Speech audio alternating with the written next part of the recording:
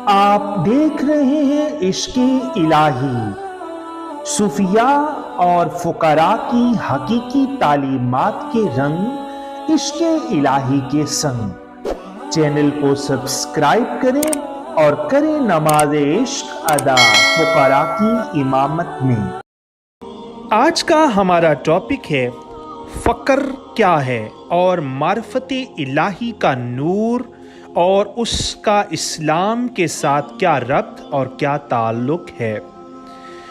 اپنے موضوع سخن کی طرف بڑھنے سے پہلے آپ سب سے گزارش کروں گا کہ اگر آپ اس چینل پر نئے ہیں تو اس چینل کو ضرور سبسکرائب کر لیں، بیل آئیکن پر کلک کر کے آل نوٹیفیکیشن پر کلک کر دیں تاکہ تمام ویڈیوز کے نوٹیفیکیشن آپ تک بر وقت پہنچتے رہیں۔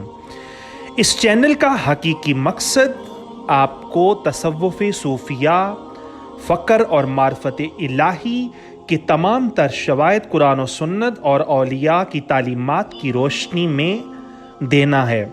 نہ صرف شواہد دینا بلکہ آپ کو طالب مولا بنا کر تصوف کے حقیقی معنوں سے آشنا کرنا ہے۔ تو دوستو ٹاپک کی طرف آتے ہیں۔ حضور سخی سلطان باہو رحمت اللہ تعالی علیہ اپنی کتاب عین الفقر میں فرماتے ہیں، آپ کہتے ہیں کہ فقر اور معرفت الہی اسلام کی بنیاد ہیں۔ آپ کے اس قول سے اندازہ لگایا جا سکتا ہے کہ فقر اور معرفت الہی اسلام کی بنیاد ہیں، جیسا کہ کلمہ شریف اسلام کا پہلا رکن ہے، اسی طرح فقر اور معرفت الہی اسلام کی بنیاد ہیں، یعنی اس کے بغیر اسلام ادھورا ہے۔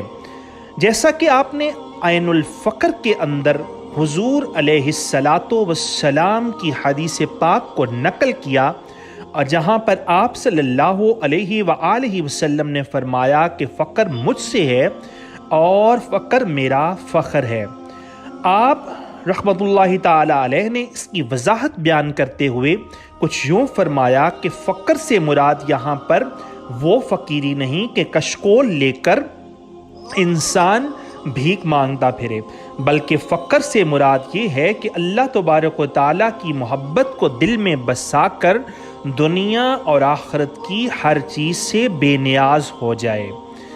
آپ اس چیز کو وضاحت کرتے ہوئے فرماتے ہیں کہ فقر اور معرفت الہی اسلام کی بنیاد ہیں، جبکہ دولت دنیا کفر کی بنیاد ہے۔ بدعت کی جڑ حب دنیا